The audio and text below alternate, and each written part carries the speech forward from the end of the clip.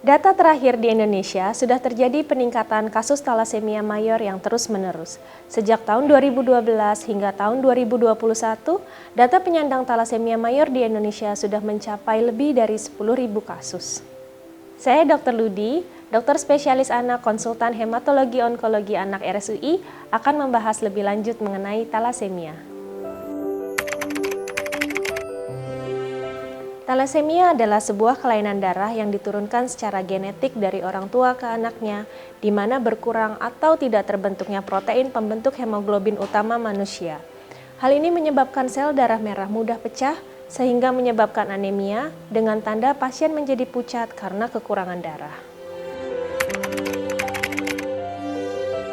Jadi, talasemia ini diturunkan dari orang tua kepada anaknya melalui gen pembawa sifat talasemia.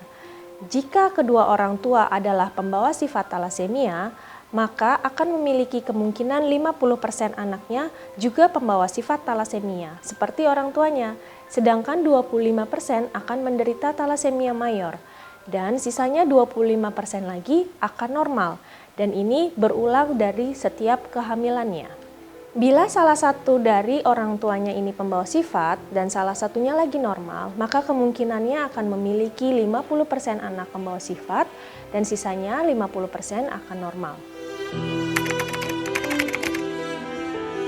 Berdasarkan tingkat keparahannya, talasemia ini dibagi menjadi 3, yaitu talasemia mayor, talasemia intermedia, dan talasemia minor.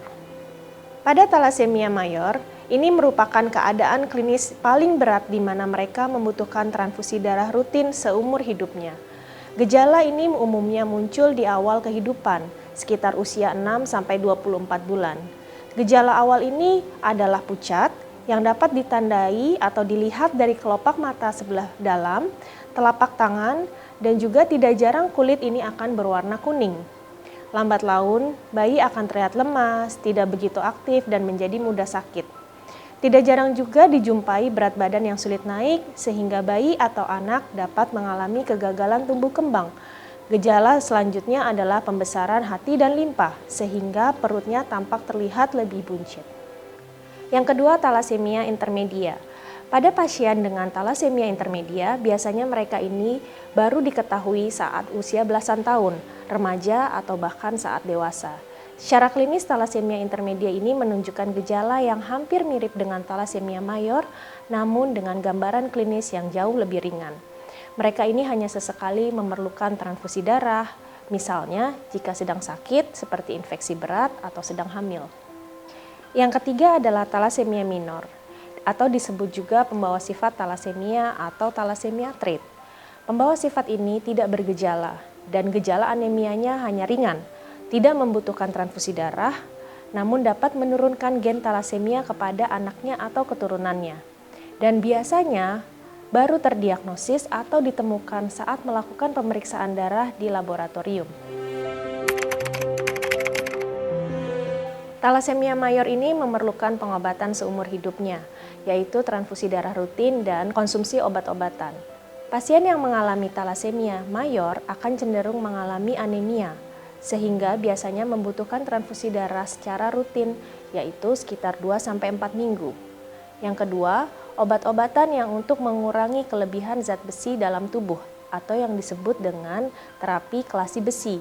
Transfusi darah dapat menyebabkan berlebihnya jumlah zat besi dalam tubuh dan dapat menyebabkan berbagai komplikasi, sehingga kelasi besi ini sangat penting dilakukan atau dikonsumsi oleh pasien talasemia mayor karena kadar zat besi yang tinggi ini dapat menyebabkan berbagai komplikasi di organ dan mengakibatkan kerusakan organ.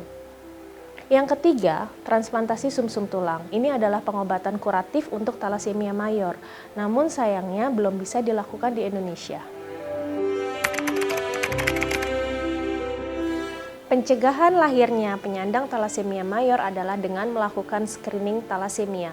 Apa itu screening talasemia? Screening talasemia ini dilakukan dengan melakukan pemeriksaan darah di laboratorium, yaitu melakukan pemeriksaan darah tepi dan analisis hemoglobin.